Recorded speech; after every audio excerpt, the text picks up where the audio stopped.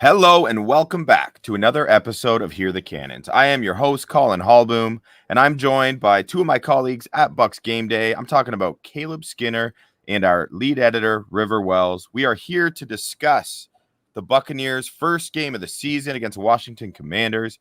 We're going to tee up the next game, which is a divisional round playoff matchup from last season in Detroit. I'm looking forward to that. But first, I have to ask, please, would you kindly make sure to like and subscribe this podcast on YouTube, rate and review wherever you get it if you listen on the audio version exclusively, and feel free to give us all a follow on Twitter while you're at it so we can keep delivering the best content there is covering the Tampa Bay Buccaneers.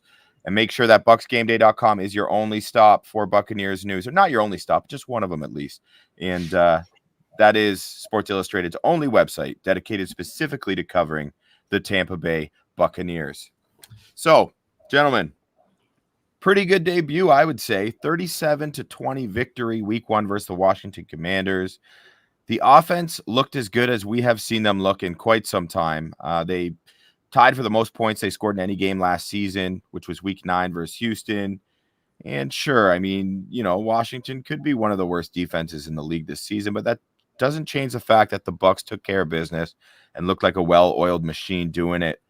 River, what was your biggest takeaway from week one? And it doesn't need to exclusively be offense, but I have a feeling it might be.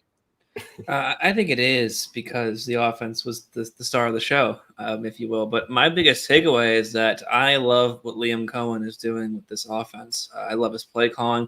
I was impressed with him all this offseason, and I was like, well, it looks like a modern McVay-esque offense. I'm really excited about that because I love that at snap motion, before snap motion. I love those looks that offense can give opposing defenses. But I was like, let's wait and see how it happens in the game, and well, it gave us 4 touchdowns. So definitely really impressed by his play calling. I think he did a lot to both get Rachaad White in space, like Rachaad benefits from. A lot of really great route concepts. That rub route that got Chris Godwin a touchdown was a fantastic concept as well. Getting Jalen McMillan open down the seam. Really great stuff. So I'm hoping that if he can continue to call plays like that the rest of the year, and if the offense can gel that well with the playbook, continue to execute it that well, this could legitimately be just a dangerous offense. Not dangerous for the NFC South, dangerous for the NFC. So really excited to see how that progresses, and that was my biggest takeaway. Yeah, he called a great game, man. Like start to finish. That was a really well-designed, schemed up offensive performance. And it was his debut too. So that's encouraging. And let's not forget, there were opportunities that Jalen McMillan drop in the first quarter, right? That was schemed up to perfection. He was wide open as well. There's also that Cam Johnson run. He got tripped up barely there, behind the gap. But if he didn't get tripped up on that run, he probably would have been gone. So a lot of really good play concepts all around, not just in the scoring areas, but everywhere. For sure. And I mean, FedEx Air Player of the Week, deservedly so. Baker Mayfield, man, what a debut. I'm not sure I've seen him play a game. I know Green Bay last year, that was a pretty great performance at Lambeau Field. But something about yesterday, the command he showed executing that Liam Cohen offense that you just discussed, a new offense still. I know he's played with Liam Cohen, but Liam Cohen's got his own thing. It wasn't necessarily the exact same at that point when he was with the Rams. Incredible execution by Baker. He looked poised. He was scrambling to buy time, but staying in the pocket, surveying the field at the same time. I was super impressed. Caleb, what were your thoughts? What was different about Baker yesterday than what we saw at points last season? I think it's just, that consistency that he's been putting on show and the consistency that he's having with this team. He's had another year to grow underneath this or another offseason, instead of just, coming in, being expected to, try and just do something and improve that, you're worth being here.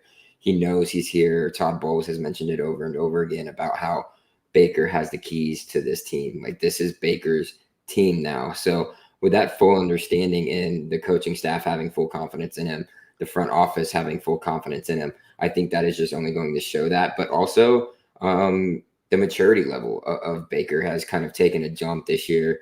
And I think you can see that based off his leadership style and how he's going about things. Him becoming a dad probably has a little bit of something to do with that, entering another era or portion of his life as well. So Just all of that combined just makes for a really good headspace. And it seems like Baker has got the right mindset right now, and it's coming out on the field, but off the field as well, which is great to see for a guy who has, had a roller coaster type of career, even got into, some trouble early on himself with law enforcement, but that was way back in the day. But, just kind of, taking those steps in life, becoming who he's supposed to become as a man first and foremost, and then just being consistently with these guys, growing that cohesiveness is just bringing out that confidence in Baker, and it's showing. For sure. And I mean, there was a lot of guys who contributed because Baker was so in command, and he was throwing it to who was open. Unless it was third down, then he was throwing it to Chris Godwin no matter what. I can't think of, well, I'm sure I could have, like, we've seen a lot of games where Mike Evans and Chris Godwin both brought their best, but for them to do it week one like this, especially for Godwin, man, like, it was so good to see him coming off these past 2 years, still working his way back. Didn't seem quite right. They're moving him around from inside to outside. Now he's back to inside. But boy, oh boy, did he look like he was prime Godwin, and that's been talked about. The fact that Baker Mayfield connected with him and looked his way on third down so many times was incredible. It was like 3 or 4 times on the one drive. What did you see, River, from Chris Godwin? Why do you think he was such an important part of the game plan? Was it a concerted effort? Was it Baker's develop more trust, or is Godwin just healthy? It's all of those things, and I think it's also a lot of scheming too. We talk about Chris Godwin in the Cooper Kupp role, as people talk about it, as sort of the receiver in the McVay offense, and that's really where he flourishes, and that's kind of how Tampa Bay used him in 2020 and in 2021. And then that's kind of not how Dave Canales used him last year, I don't think, in Tampa Bay's offense. So Godwin really thrives, and he's this incredible possession receiver, and he's that reliable target. And Mike Evans kind of is the cleanup hitter, to use a baseball term, getting those touchdowns, those long balls. But the way that he's being schemed, these rub routes, these, getting in the slot, getting in between the defense the way he did against the Commanders, that's his game. And I think Liam Cohen really understands that. And I think Baker Mayfield trusts him in that role incredibly, to the point where, like we saw happen on Sunday, third down, where's Chris? He's probably found a gap between the defense, where's Chris here? 2-minute drill, where is he? And then he can just get you all those receptions and rack them up and take a lot of that load. And then right when he's going off like that, like we saw, that's when the kill shot to Mike Evans comes in. And we saw that twice.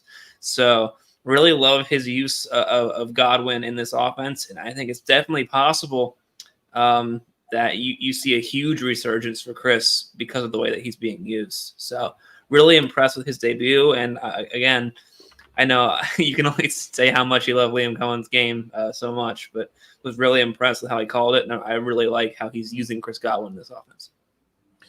Yeah, and I mean, Mike Evans was just a dog, a man amongst boys. That's out who he there. is. He is, man. He just continues to defy time and doubters. He just quietly goes about his business. Caleb, are we in for another? Like, could this be Mike Evans' best season yet? His second with Baker Mayfield?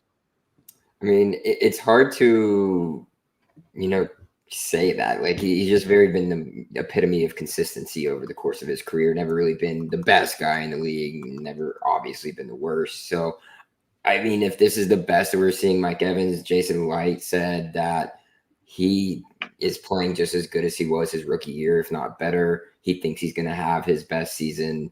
He said this on All Access with Buccaneers. So it's hard to say at this point, but starting off the season with 2 touchdowns is a really good step in the right direction. Yeah, he fell short of 100 yards, which would have helped greatly, towards that 11th straight season of 1,000 yards. But if you make it up with an extra 40 yards in another game this season, you don't think of it too much. So, but yeah, I mean, as Baker said and is mic'd up, it's a cheat code having Mike Evans. If you're going to leave him in one-on-one, man-to-man coverage, Baker is going to just throw him the ball because he knows he's got a greater than 50% chance of coming down with it. 50-50 balls are more like 70-30 in the hands of Mike Evans. Yeah, legitimately. And even on a bad thrown ball on Mike's second touchdown, Mike could barely see the ball. The ball still ends up in between Mike's legs, and he comes down with a touchdown grab. So I think it could be a very, very special season for Mike, especially with the emergence of Chris Godwin this past game, teams are going to start having to pay a little bit closer attention to him being in the slot than they might have in the past. But that'll leave Mike open. And then if Jalen starts to take off and continues the start that he had in his rookie debut, then yeah, the sky's the limit. Honestly, not only for Mike Evans, but the entirety of the offense. Now, Kyle Brandt said he had a Bucs take. He tweeted it out on the weekend, and then today, I believe it was on Good Morning Football, he dedicated a couple minutes to unveil that take to the masses. And ultimately, his argument was that Mike Evans is the greatest Buccaneer ever. River, is that a reasonable claim to make? Do you agree? Do you politely disagree? Where do you stand on such a statement? I'll give you twofold. I do think it's a reasonable claim to make. I do disagree. I think Mike, if you were to tell me that Mike is the greatest Buccaneer of all time, I wouldn't say that you're insane. I think it's a very valid take. Ever since coming here, he's had quarterbacks like Mike Glennon, Josh McCown, Ryan Fitzpatrick, Jameis Winston, etc., and every year he manages to produce with those type of quarterbacks. So he's wholly great on his own individual merit. Talking with a few people today, a few of the Bucs beat writers, and they brought this up. A lot of those guys in the Bucs defense of yore, right, the 2002, 1999, 2002 kind of guys, Warren Sapp, Ronnie Barber, John Lynch, Derek Brooks, they all definitely benefited from each other's presence, right? Particularly the Tampa 2 scheme definitely is dependent on a stout pass rush, which Warren Sapp and Simeon Rice are able to deliver, and guys like Derek Brooks benefited from that massively. That being said, my pick is Derek Brooks, and the reason is because I think it's arguable that Derek Brooks is perhaps the best coverage linebacker to ever play football. And if he's not, he's in the top 3 for sure. And Mike Evans is a Hall of Famer. I don't think he's a first ballot Hall of Famer, but he is a Hall of Famer. Not a first ballot? It's super hard to be a first ballot Hall of Famer as a receiver. There's so many great guys that weren't able to make it, but I think they'll get in. All of the wide receivers that have the amount of touchdowns as Mike Evans have all been first ballot Hall of Famers. Well, that's definitely an impressive statistic in itself. Not Terrell Owens. Not Terrell Owens. Not Terrell Owens. Sorry, should have been yeah. first ballot Hall of Famer. But Derek Brooks is absolutely one of the best players to ever play linebacker, to be a coverage linebacker, and I think for that reason, definitively, there's a lot of other receivers that Mike will enter the Hall with, but it might be hard to say, he's a top 10 receiver of all time. Derek Brooks is a top 3 coverage linebacker, if not the best of all time. So he's my pick. Who's my favorite player? It's Mr. Derek Brooks. Well, River, you don't need to talk to a guy who named I have a 2-month-old at home, and my first son, I have 2 daughters prior to that, I named him Brooks, and that's not a coincidence. So I certainly, and he's right behind me. I got an autographed Derek Brooks right behind me right here. So I'm a big fan of Derek Brooks, and I love you giving him his flowers for, not just the whole body work, but for how specifically good of a coverage linebacker he was. And it's not like he couldn't tackle, right? So, well, absolutely. I mean, all around fantastic, but in those Tampa 2 defenses in particular, to be able to pull that off, you need a great pass rush, which Tampa Bay did, but B, you need a great coverage linebacker to be able to fill that gap in between the 2 defensive backs. And there was no one better to do that than Derek Brooks. So. Yeah, he'd look good in pewter and red right now. We could use a guy like that. Okay, so I want to just jump back to one more thing about this game, Caleb.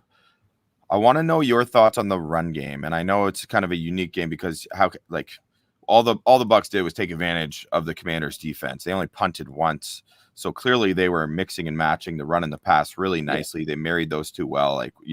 We could just go on and on. This could be a whole Liam Cohen appreciation episode.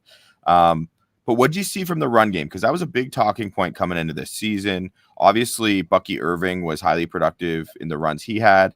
Rachaad White, not so much as a runner, but I also feel like anyone who's kind of giving him a hard time, I mean, he put up ridiculous receiving numbers. Like he was just like that to me is the same thing. He's serving the same purpose there, in my opinion. So I'm curious your thoughts on the run game, and feel free to touch on the O-line as well, because there's some mixed reviews on that group also. Yeah, and the mixed reviews are to be expected on an offensive line that's welcoming 2 new guys. Not only that, but a rookie center at the same time who is being asked to do a lot, has a lot on his plate to begin with, pointing out what's going on with the defense, pointing to where guys should be, where they shouldn't be. So that will, kind of improve throughout the season as things like move along, as Barton gets more comfortable in like his personality and working alongside these guys. So I don't have a huge issue with that. I know he did struggle getting to the second level a little bit in the run game, but that should come along too with everything else. But with that being said, the offensive line should get kudos. They were opening up holes. And guys, we went over 100 yards. As a team, we went over 100 yards, which has been rare over the past 2 seasons. We haven't seen it a lot. As you mentioned, Bucky Irving carrying the load there in the run game. Most of those yards coming off of explosive plays, as he only had 9 carries, but ended up with 62 yards for 6.9 average, which is great to see. Rashad, as you mentioned, a little bit more active in the passing game than in the run game in this one, but ultimately in a scheme such as Liam's or such as Dave's, that passing game to Rashad is just a slight extension of the Bucs running game. So you can't look at it holistically as, they're just using Rashad in the passing game or this or that. They're using him in a pass, yes, but it's just an extension of a run play. So that's really good to see, and he'll pick it up as the year goes. But they're wanting to lighten his load, which they were able to do, especially with being able to control, the controlling the line of scrimmage, the clock, the whole game. So everything just wrapped up into a whole, and it's good to see. It's good to see that, yeah, even though there was struggles with, short yardage runs here and there, it wasn't something that clogged down or like stayed at the top of mind. And then you didn't see, the consistent runs on first down. So another thing that Liam isn't necessarily doing that Dave did a lot that everybody kind of caught on to, and it became obvious when the Bucs were going to run the ball. So I think overall it's a great sign. And Jason Light had a lot of great things to say about his running backs in week 1, and even mentioned that if Sean Tucker ever gets burned, that we would be pleasantly surprised by what he is able to offer as well. So whoever is up to the plate in the run game, you can fully expect that they're going to give it their all, and they should be productive in doing so. Now, I want to talk about the fact that the Buccaneers have already been hit by the injury bug. I mean, it's a little bit of a downer for what otherwise has been a really exciting week 1. It's a long season, though, and the Bucs secondary in particular is completely ravaged. So I'll just summarize some of the injuries.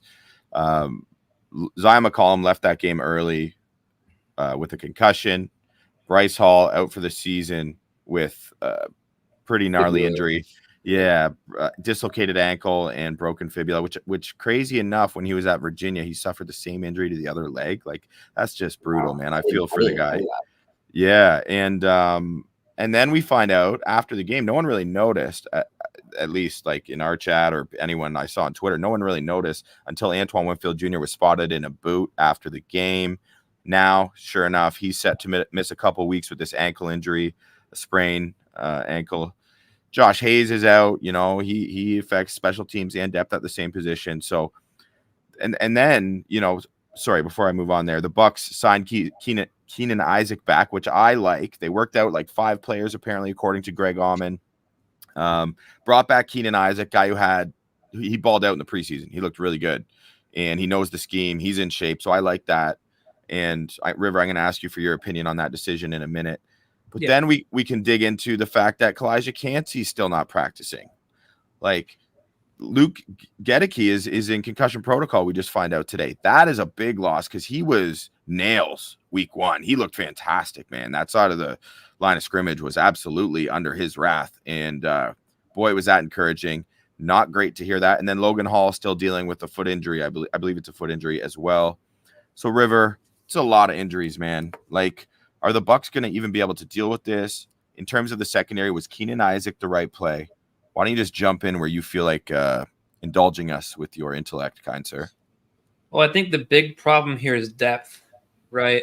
As in, if anything goes wrong, what happens now? Because as it stands, if Zion McCollum comes back from his concussion this week and plays, then really the only person that's out in the secondary that is starting is Antoine Winfield Jr. and Christian Izien will slot into that position and play safety.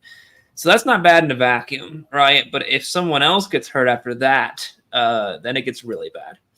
So I do like Keenan Isaac for that reason because he knows the system already. You could go get a veteran corner that's played well in the past, in free agency real quick, but they're not acclimated with the system. They don't know it in and out quite like Keenan Isaac does. So even if you don't, necessarily love the way that Keenan Isaac plays or his ability, yada yada. In this case, even though A, he did play well in preseason, should be mentioned. But B, he knows the system. He knows Todd Bowles' defense. He practiced in it this year. He can just step right in there and play football. Sorry to interrupt. Practiced in it last year as well. Yeah, right. So he knows it, right? He's already been there. He gets it. He can just hop in there and play. And that will be his role because if McCollum comes back and then Dean gets hurt, right, then what do you do? Or if McCollum comes back and Dean yada yada. Or if McCollum gets hurt again, then he's got to step in there and he's got to play. And that's really the big intrinsic benefit there. We don't really know what's going on with Gedeke. Obviously, it was just announced today that he was even in concussion protocol. So if he can play on Sunday, that would be huge for sure. If not, there would be some options behind him there. But I think the interesting thing is that Calijah Kancey didn't participate today, and I asked Todd Bowles after the game. Actually, at Monday. Yeah, it would have been Monday. I asked him if it was the same calf, and he said it was. So I'm not sure what's going on there particularly, but they were really hoping to get him and develop him as a lineman, a pass rusher, and he's not playing again for the same exact reason that he wasn't last year. So not sure what's going on there. Logan Hall probably, if he's in a limited capacity, I would imagine he'd probably be trending towards being good to go. So it's not doom and gloom yet, I don't think, but I think the biggest problem is how volatile it is behind these players, and how that's why it was really bad in Washington, is because now if something happens, there is no more Bryce Hall, there is no more Josh Hayes. It's really, really thin, and that takes away from other positions too. Antoine Winfield Jr. had to be in for the last two plays of the game because there was no one else to play any positions, right? That's why he got hurt. So, I see a lot of people on Twitter going, why was he even in? Well, because he had to be. So those are the type of situations that you get into, and that's where the Bucs really got to be careful and knock on proverbial wood that there are no more injuries, because that's what it's going to get back. Yeah, Christian Izien was busy playing corner, so he couldn't give Antoine exactly there. First time since high school for him. Yep. Yeah. Hey man, he's a Swiss Army knife, that dude. You got to give Christian Izien a lot of respect for what he's done. I mean, he's he played well. He played pretty well he did, and he played safety in college. So now he's going back to that position. And is he going to be Antoine Winfield Jr.? No. Will he even be, an average safety will be the question. But even still, there are far worse people. I think you can get in there than Izzy. And with the way he plays, the tenacity he plays with, decent sideline speed, not the end of the world. Not great. Not the end of the world. Yeah. Do either of you have an update on what's going on with Kayvon Merriweather at this time? He'll probably be active, I would imagine, at this next juncture, because he plays more like a Jordan Whitehead, I think. Yeah. He's more of a strong safety kind of guy. So pairing him next to Jordan, I don't think would make as much, scheme sense. But he was inactive as a healthy scratch last game. I think he will be definitely active for this one because, again, if anything happens, he's got to be there. But I like Kayvon. But, yeah, I think chemistry-wise, it makes more sense to have Izien as that sort of FS sort of style player instead of having two sort of stronger safeties. For sure. And, I mean, these aforementioned injuries are going to put the Buccaneers at a disadvantage in a game that was already going to be extremely difficult to win. And we're talking about a rematch of the divisional round playoffs from last year. River and I were there for that game. It was crazy. Oh, the crowd was my favorite football crowd I've ever been a part of. It was unbelievable, man. Like open air press box too. So I couldn't focus. We've talked about this during the offseason, but So I'm excited. I will be back at Ford Field this week to take that in live for Bucs Game Day. So we've even got coverage on the road. That's why you got to stick with Bucs Game Day. So I will be tweeting updates throughout the game and providing some post game coverage, pregame coverage, all that stuff. Can't wait to do that. But in terms of the game itself, I'm curious what you guys think are the keys for the Buccaneers. Is it even possible? I just checked. Lions are favored by over a touchdown now. The offense, if you ask me, is going to need to play lights out like they did in week 1 for the Buccaneers to have a chance, because the Lions are going to put up plenty of points, I think. I mean, it doesn't look like Kancey's going to play. That O-line is ridiculous. Probably the best in football, if you ask me. Although it is worth mentioning, Penei Sewell did not practice today with an ankle. I have a feeling he'll be fine. I think I saw a tweet earlier that it was precautionary, if I recall. So I think he will play. Yeah. Happened early in the game. So hopefully we get good news about Luke Gedeke. But Caleb, what do you think the Bucs are going to have to do to win this game? I mean, I feel like the Lions are going to be very aggressive on offense, and I think the Bucs' only way to go blow for blow with them. I mean, you outscore the other team, you win the game, right? So that's it, man. That's it. Obviously, that's the analysis we brought you here at BG for. Yeah. No, obviously you got to score points to win the game. Bucs offense look good. I don't see it being an issue going up against Detroit's defense. It's much similar to what they had going on last year, with maybe a little bit of improvement on the back end and in their secondary with Terrion Arnold as an NFL draft pick, and then obviously Carlton Davis heading over there in the trade. But I don't think it's that drastically improved where the Bucs and Liam Cohen can't take advantage of. But the game, I think, ultimately is going to be one in between the Lions there in the trenches with the offensive and defensive lines. The Buccaneers are kind of on the shallower end of that on the defensive line. They're not going to have the guys like the Rams had last week that absolutely tormented an offensive line for Detroit, albeit they didn't get home all too often, but they were getting those pressures there in the backfield. So it'll be interesting to see some guys step up there if called upon or need be, especially without Kancey. But offensive line, if they win that defensive line battle, offense will be able to get whatever they really want to, in my opinion. And opening that pass for Baker is going to be huge. And then you look at the secondary. Are you going to be able to slow down Amon-Ra St. Brown? That's what the Rams were able to do. Yes, they let Jameson Williams go off, but Amon-Ra St. Brown was uber quiet, super, super soft fantasy day as well. So, they were able to shut him down. They were able to make it a game, and that's with the Rams missing a couple of offensive linemen too, if I don't believe, in their last game. So they were able to hold with some backups there against the defensive line of the Lions, and then being able to shut down those wide receivers, those skill positions. I mean, they've got about 5 or 6 dudes that you got to be able to pay attention to. And watching David Montgomery run the ball at the end of that game against the Rams just kind of is deflating because of just the way he was running it. I thought he deserved an angry scepter this week if there was one, but a lot of things going into this game. I can't just pick one, but if I were to pick one, it'd be shutting down the playmakers, and that starts with the secondary of the Bucs. Yeah, that overtime drive alone was worthy of angry scepter status for sure, man. That was wild. That was punishing. They really just didn't give the Rams a chance. Speaking of that game, I don't know if either of you noticed this, and Collinsworth actually brought it up, which I thought was good because I noticed it. The physicality of the Detroit Lions, both teams really, were just laying so many aggressive hits. It was crazy. I feel like they've really taken on the identity, and I also like a lot of the pieces. And I know they're like the Rams, without any serviceable O linemen, put together some really solid production there. Like, I was shocked that they were able to do that. Detroit should have run away with that game, but they have improved their secondary as well. I love the draft picks, Terrion Arnold and Ennis Rakestraw. I thought that worked out well for them. They brought a familiar face over via trade, and that's Carlton Davis. So I'm really excited to see him match up against some of the Buccaneers. I was going to say anxious. Are you really anxious about having to go up against Carlton Davis? No, I'm not. Did you not see him slide across your screen on Sunday? Yeah, did you? I don't know if you guys saw. He almost had a pick, but then he got winded from the ball and had to lie on the field for a little bit. So there was Bucs Twitter was going wild. I had to throw that jab out there because, boy, he got shook and he just flew.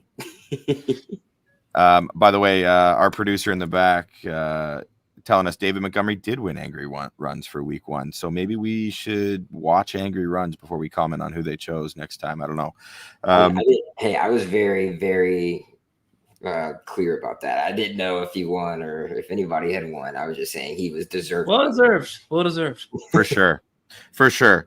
River, what's going to happen in this football game, man? Like, what do you think? Is that line by Vegas right? You think just over a touchdown? I had the Bucs dropping this one before secondary injuries, and I think I would now too. And that's not necessarily an indictment on the Tampa Bay Buccaneers. I think the Lions are a really good football team. In fact, they are my Super Bowl pick this year. A little chalky, I understand, but I really like their free agency. I like what they did in the draft, like you mentioned. I think they're a very complete team, and it's going to be tough to get a win on the road. Over a touchdown's interesting. I think they might keep it closer than that, Tampa Bay. I think if the offense can get going like it did against Washington, you don't need 4 touchdowns, right? But, just some really solid drives put together, get some scores in. I don't think it's going to be a blowout by any means, but I don't know if the Bucs at this stage and where they are as a team have enough to really contend with some of the higher NFC sort of contenders. But that's why they play the games, and if they look good in this game against the Lions, if they can lose and look really solid and compete, I think it's a really good sign going forward. And hey, man, any given Sunday, if they win, that would be huge, and it would definitely set the tone for the rest of the season. So I think it might be a little bit closer than that, but I still think the Lions are probably going to come away with this one, and then the Bucs are going to have a decently easier game in Week 3 against the Broncos after that.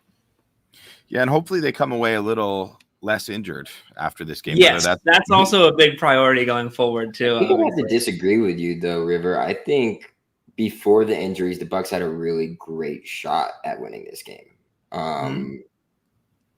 After seeing them in week 1, but with the injuries, I think yes, they don't have as good of a shot to win, but I still think they can make a case to win this game. They can make a case. I agree.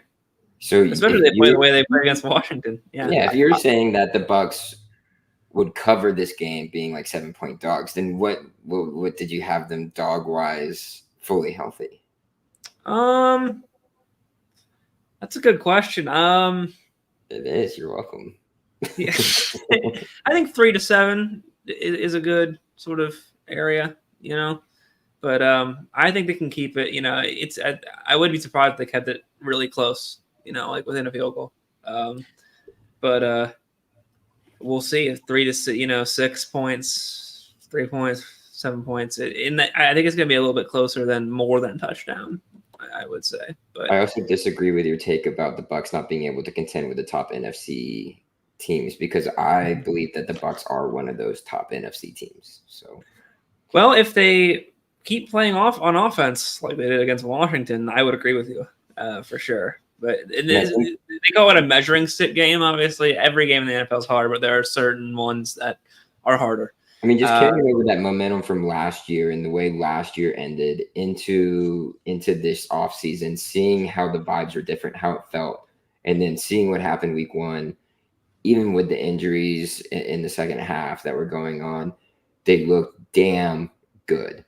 Like really, really, really good. And it just seems and feels different. Like I don't even know what to compare it to, because it doesn't even feel like the Brady days, because like that was expectations, like you get Super Bowl or bust. But like this team, you're like, we make it to where we did last year, or maybe a little bit further, like great again. But like, I don't know, man. I've got a really, really good feeling about it.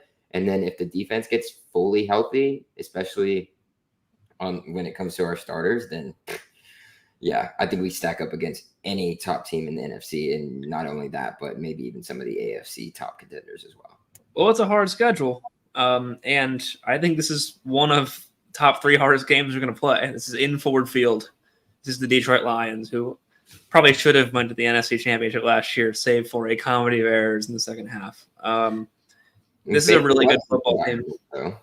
So, but I'd still take Detroit at this juncture, but this is a great measuring stick game for how how they can compete, especially in a hostile environment. So it'll be fun to see it.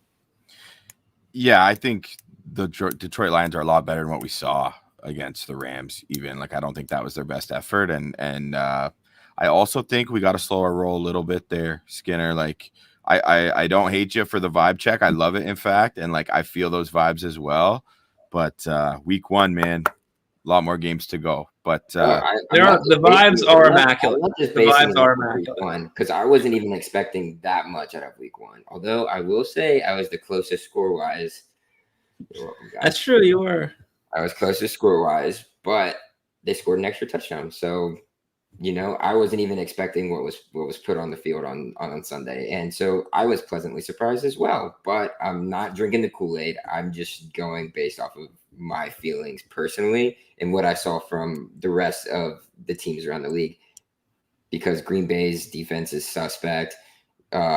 Philly's defense is still suspect. So a lot to be determined. And, you never know what's going on with the 49ers, whether they're going to be good, whether they're going to be bad. Is somebody going to be healthy? Is somebody going to be hurt? So who knows?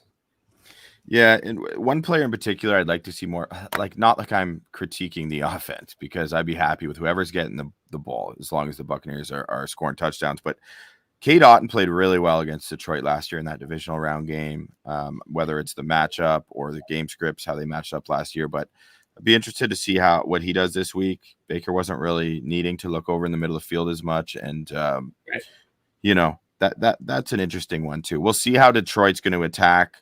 So for you, the Buccaneers Colin, offense.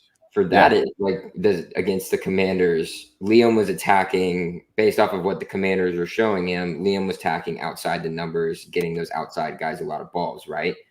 So if Detroit takes that away, are you predicting like a big game for Cade here?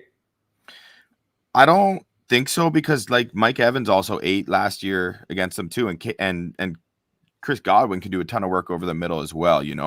What I love so much is what Rivers spoke about at the start, which is the whole purpose of the pre-snap motion and at snap motion or whatnot is to get a read on the defense. Like, are they in man? Are they in zone? And having a call to go either which way and being able to, audible or just have multiple reads by the receivers and having veteran receivers like Godwin and Mike Evans who can make those choice routes is how you do it. Like that's ultimately how you identify and attack the defense on the fly. So it totally depends on what Aaron Glenn and that Lions defense does. Like Aaron Glenn, I'm kind of talking out of pocket here, but like I don't think he's some defensive genius necessarily. I'm not as big of a fan of Glenn either. Yeah, he's like a Canales on the defensive side, like vibes, right? Caleb, you'd like him. He's all vibes, man. Like he's like players love him. I don't know about you, but I didn't think Canales had like vibes. He was just really handsome. Oh, Canales he was very jubilant. He was a jubilant fellow. He was. I had never really talked to or seen him like really in action other than in training camp and then during games. So I don't know. Something about Dave was just different than how it is for him. It was the vibes, bro. Relentless enthusiasm, nonstop, man. It was like Aiden Hutchinson's motor. And yeah. Anyway, we need our tackles to deal with Aiden Hutchinson and Davenport and the Lions defensive line to give enough room. But hey, the one good thing about playing the Commanders is however bad or whatever that interior defensive or offensive line looked for the not bad. Bad's not fair, but the challenge they faced, I thought they handled it pretty well. Rookie center, second year right guard and Cody Mauk, and Ben Bredesen in his first game starting in this new scheme. Like I think the O-line's gonna stand up, and if you give Baker some time, he's showing with these veteran receivers, a little bit of youthful talent, guys like Bucky Irving and Jalen McMillan. They can put up serious points, and they need to do that. They're not going to win a grinded out game on Sunday. They have to score points, and I hope that's what happens. I don't think Detroit's defensive line is up to par with the Commanders. Not on the interior, right. But the edge rushers are better. Yes, for sure. But our tackles are better too. So I kind of get where you're coming from there. It's an interesting matchup, but I can't wait, man. I can't wait to get down there and check it out. And gentlemen, unless either of you have anything else you want to add, I think now is a great time for us to get on out of here. Are we good? We're good. All right, folks. So thanks so much for tuning in to Hear the Cannons by Bucs Game Day, presented by Sports Illustrated. Make sure you're visiting BucsGameday.com for all your Buccaneers needs all season long. Make sure you're following River at River H Wells on Twitter, Caleb Skinner at CHS Knoll on Twitter, and myself at SI_Buccaneers. Again, I will be in Detroit this weekend, so we'll be getting you lots of information live from Ford Field. Until then, let's see what the Bucs got. Go Bucs. Be well, everyone. Bye.